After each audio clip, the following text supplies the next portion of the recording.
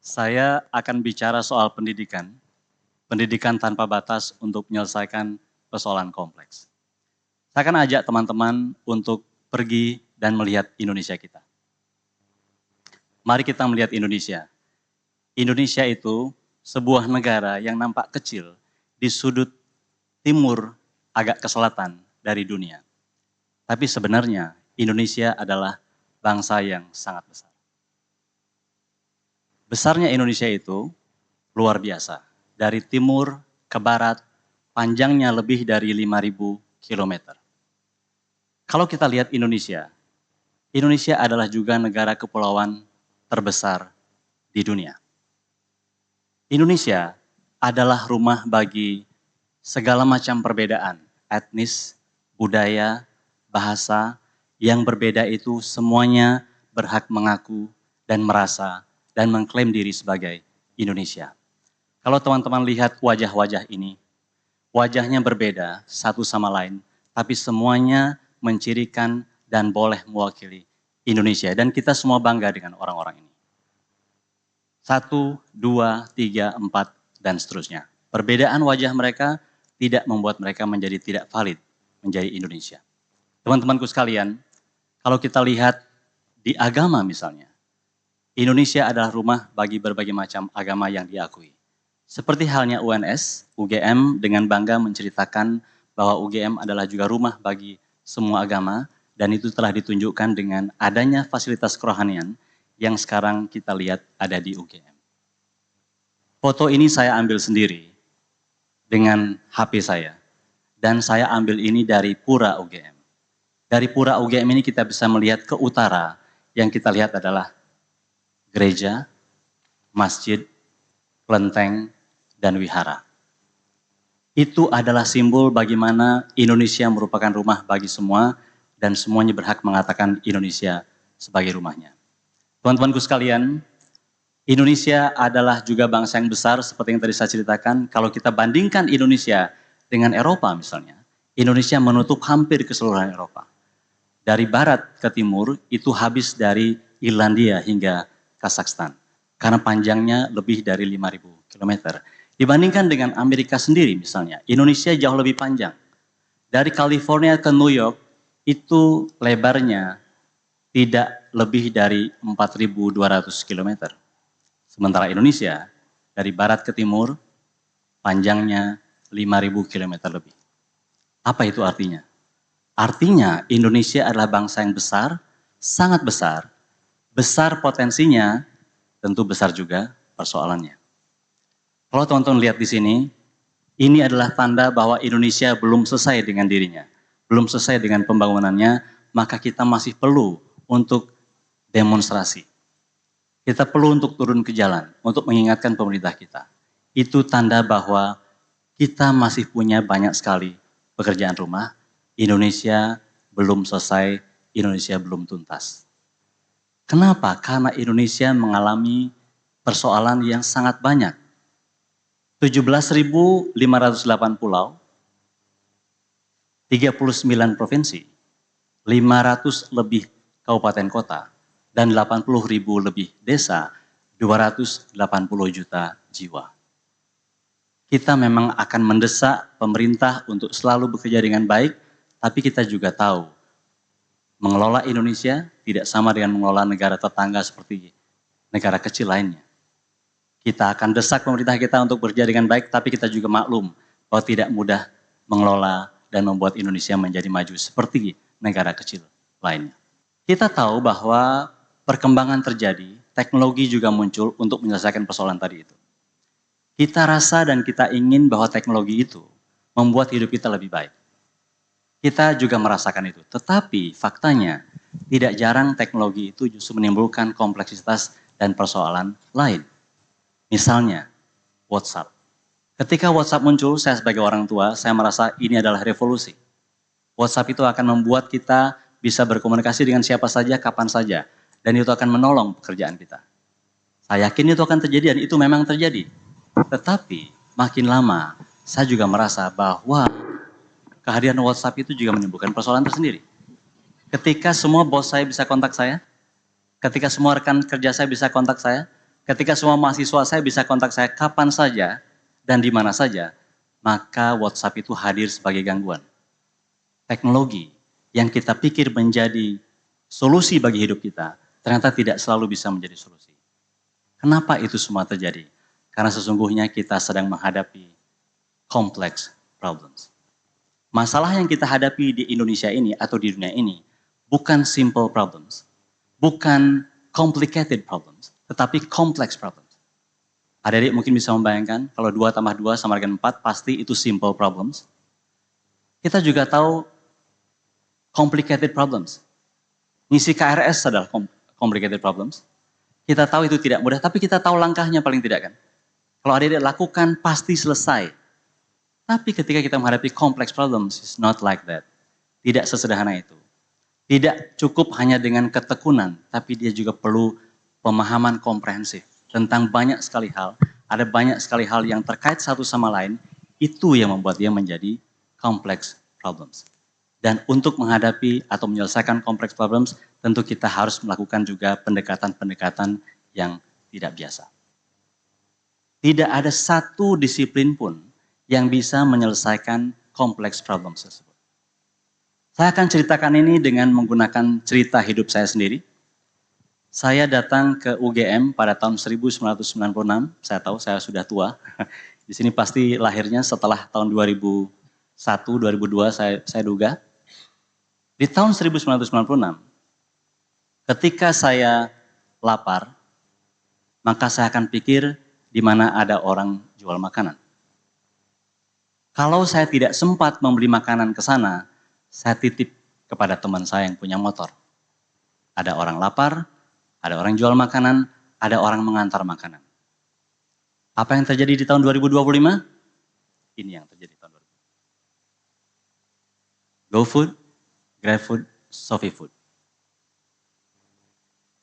Apa yang kita anggap sebuah solusi inovatif di tahun ini, sesungguhnya tidak berbeda dengan apa yang terjadi di tahun 1996 itu. Karena inti dari semuanya adalah 3 pihak ini. Ada orang lapar, ada orang jual makanan, dan ada orang mengantar makanan. Apa bedanya ini dengan tahun 1996? Bedanya adalah ketiga ini terhubung satu sama lain. Terkoneksi satu sama lain dan itu adalah buah dari teknologi. Itu buah dari kolaborasi berbagai macam disiplin ilmu yang menggabungkan diri untuk menciptakan solusi. Apa yang menggabungkan mereka itu? Yang menggabungkan mereka itu adalah peta. Peta yang menggabungkan. Karena kita jadi tahu posisi orang lapar di mana, orang jualan di mana, dan orang yang punya motor di mana.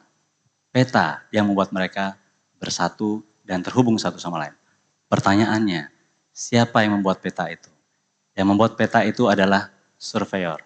Saya adalah seorang surveyor dari teknik geodesi UGM. Pertanyaannya, apakah dengan menjadi solusi bagi satu perkara, seorang surveyor seperti saya bisa hidup sendiri, bisa hebat sendiri? Ternyata tidak sesederhana itu. Seorang surveyor pun ternyata dalam hidupnya dia memerlukan banyak hal. Seorang surveyor juga bisa sakit sehingga dia harus tahu kesehatan. Dia harus tahu BPJS itu bekerja bagaimana. Dia harus tahu bagaimana dokter itu bekerja. Seorang surveyor tidak bisa melepaskan dirinya dari disiplin lain, kesehatan. Seorang surveyor seperti saya juga menghadapi persoalan-persoalan hukum. Saya harus tahu bagaimana caranya menghadapi hukum kalau ditilang di jalan. Saya harus tahu gimana caranya ngurus sertifikat tanah misalnya. Hukum itu menjadi bagian yang tidak bisa dipisahkan dari seorang surveyor seperti saya walaupun tugas saya membuat peta. Seorang surveyor juga harus tahu tentang keuangan. Kita percaya bahwa kita sangat sibuk untuk belajar mencari uang, tapi tidak banyak di antara kita yang belajar untuk mengelola keuangan misalnya. Kita juga harus tahu gimana pajak itu bekerja, untuk apa pajak itu, dan bagaimana kita mendapatkan manfaat yang besar dari pajak itu. Seorang surveyor tidak bisa melepaskan dirinya dari pengertian seperti itu. Dan seorang surveyor juga ternyata hidupnya didikte oleh politik.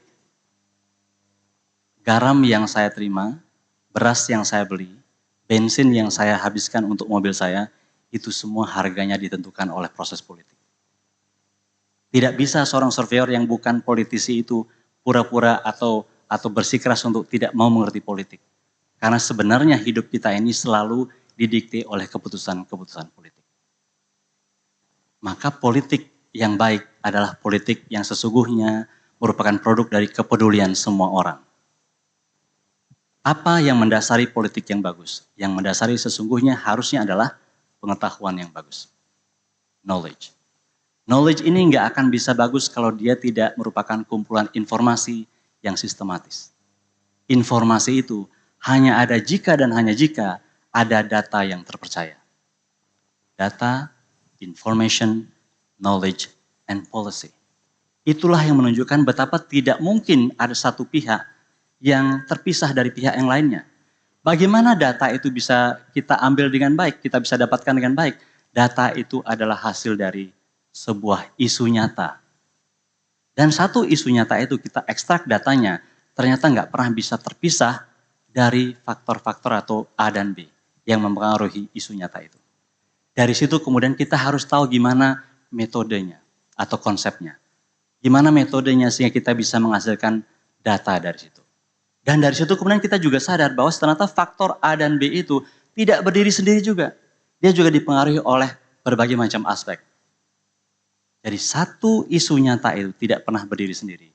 Dia sebenarnya merupakan gabungan dari berbagai macam hal yang harus kita pertimbangkan untuk mendapatkan data yang baik, sehingga data itu kemudian kita bisa olah menjadi informasi, informasi itu kita kumpulkan jadi pengetahuan, pengetahuan yang baik harus mewarnai kebijakan. Teman-temanku sekalian, inilah pentingnya kita mulai meyakini bahwa kita harus bekerja bahu-membahu satu sama lain. Dengan apa? Dengan 3 model kerjasama ini. Apakah dia multidisiplin, interdisiplin, dan transdisiplin? Apa itu artinya multidisiplin? Multidisiplin seperti teman-teman yang sekarang ada di sini. Berbeda jurusannya, berbeda prodinya, duduk bareng menyaksikan hal yang sama. Tapi masing-masing dari teman-teman ini bekerja dengan keahliannya sendiri untuk attacking atau menyelesaikan satu persoalan. Tapi mungkin tidak kolaborasi satu sama lain. Itulah yang kita sebut sebagai multidisiplin. Apa yang lebih baik dari itu? Yang lebih baik adalah interdisiplin. Ketika masing-masing sudah ada kaitan satu sama lain, sudah bekerja satu sama lain, tetapi masing-masing masih juga mengandalkan utamanya adalah pada kekuatannya sendiri. Lalu apa yang lebih tinggi dari situ? Transdisiplin. Ketika kita sudah tidak bisa lagi melihat mana disiplin tertentu, mana disiplin tertentu. Semuanya menyatu untuk menjadi solusi yang komprehensif bagi satu persoalan yang kita hadapi. Kalau teman-teman ingin lihat dalam analogi yang lebih sederhana, multidisiplin itu seperti potongan-potongan buah dalam piring. Dia menyatu dalam satu piring, tapi kita tetap bisa bedakan mana itu pisang, mana itu apel, mana itu nanas. Jelas bedanya, jelas rasanya beda. Ketika kita makan pun, kita makan secara terpisah-pisah. Multidisiplin. Apa itu transdisiplin? Transdisiplin adalah ketika kalau orang Solo bilang pakai lotis, ketika kita campur buah itu lalu dengan bumbunya, bumbu itu kan mengikat rasa buahnya, tetapi lagi-lagi kita masih tetap bisa merasakan, oh nanasnya ini kurang matang. Oh apelnya ini agak kecut. Kita tetap bisa merasakan itu, walaupun itu sudah menjadi lotis. Apa tingkatan setelah itu? Jadikan mereka jus. Jadikan jus semuanya sehingga rasanya juga tidak bisa dibedakan mana nanas, mana apel, mana pisang. Tapi jangan salah. Kalau ada satu buah yang rusak di situ, maka dia ternyata tetap bisa mempengaruhi rasa jus itu. Walaupun kita tidak bisa bedakan lagi. Jadi ketika kita transdisiplin, ternyata pendekatan monodisiplin pun tetap harus kita kuatkan. Teman-teman sekalian, kenapa dari semua yang saya ceritakan tadi itu ternyata tidak mudah juga bekerja sama? Pertama adalah ternyata karena kolaborasi itu melelahkan. Rapat berkali-kali itu melelahkan. Itu nomor 1. Koordinasi itu melelahkan. Saya tahu teman-teman panitia di sini bekerja dengan sangat keras dan itu juga sangat melelahkan. Koordinasi itu melelahkan. Yang kedua adalah karena ternyata bahwa insentif atau hadiah atau penghargaan itu tidak diberikan kepada kelompok, pada individu. Makanya yang terjadi adalah dosen teladan, mahasiswa berprestasi, semua penghargaan itu diberikan kepada individu. Kalau kita merasa penghargaan kepada individu, kita jadi mikir, kenapa harus bekerja sama? Ada banyak sekali alasan kenapa kita tidak bekerja sama. Dan yang terakhir adalah karena memang masalah kita ini sangat kompleks dan memerlukan peran banyak orang. Sehingga kemudian di masing-masing level itu tidak selalu bisa bekerja sama dengan baik karena saking banyak yang terlibat. Jadi ada alasan kenapa kerjasama itu susah. Padahal sebenarnya kerjasama atau kolaborasi tadi itu menjadi kunci. Kenapa? Pertama, karena kalau kita bisa bekerja sama maka kita akan bisa meningkatkan akses. Contohnya panitia kemarin. Kalau satu orang mungkin tidak bisa mengakses semua pembicara ini. Tapi kalau mereka bekerja sama, semua orang punya akses terhadap masing-masing pembicara, mereka bisa mendatangkan 6 pembicara yang keren. Bersama. Yang kedua adalah karena bisa mengkonekkan, menghubungkan. Jadi kalau kita bersama maka solusi kreatif itu lebih mudah muncul. Dan yang terakhir adalah kalau kita lihat ini adalah collective intelligence. Jadi kalau teman-teman merasa keren sendiri, merasa bagus kalau kerja sendiri, tunggu dulu. Sebenarnya tidak pernah kita itu akan bisa melampaui atau mengungguli orang yang bersama-sama. Ada satu pepatah mengatakan dari proverbnya dari Afrika, if you want to walk fast, walk alone, but if you want to walk far, walk together. Kalau mau berjalan sendiri, jalanlah. Kalau mau jalan cepat, jalanlah sendiri, tapi kalau mau jalan jauh dan lama, berjalanlah bersama. Jadi teman-temanku sekalian, apa yang menjadi hal penting bagi teman-teman sekalian yang masih muda-muda ini?